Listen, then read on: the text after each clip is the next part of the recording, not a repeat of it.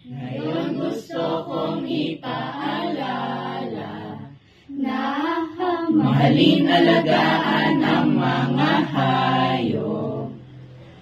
Bigyan ng pagkain, aruga at tahanan, dahil sila rin ay may damdamit karapatan. Sa Genesis malinaw ang bilin, tayo'y nilikha may tungkuling angkin, lahat ng hayop sa ating inatas. Pag-alaga sa kanila may buting dulot, pagkain hanap buhay sa pamilya'y tulong, natuto tayo maging responsable. Kaya nga tara na, mag-alaga ng nilikha.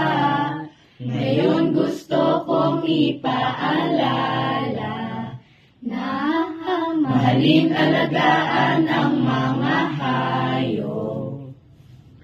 Bigyan ng pagkain, aruga at tahanan, dahil sila rin ay may damdamit karapatan. Mag-alaga, oh-ho, oh-ho, ng nilikha, oh-ho, oh-ho.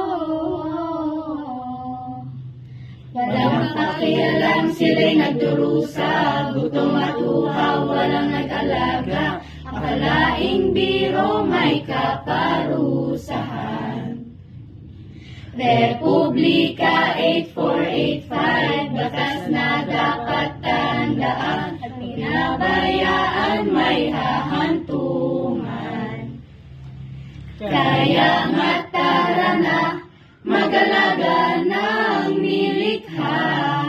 Ngayon gusto kong ipaalala na mahalin alagaan ang mga hayop. Bigyan ng pagkain, aruga at tahanan, dahil sila rin ay may damdamit karapatan.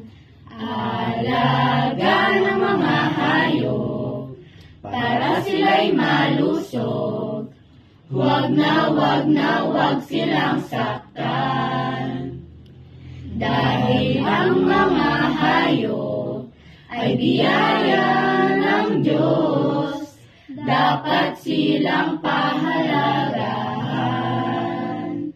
Oh, ngayon gusto kong ipaalala na mahalin alagaan ang mga hayop.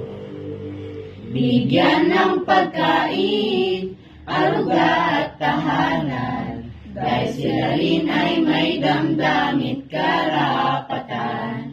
Mag-alaga, oh-ho, oh-ho, ng nilikha.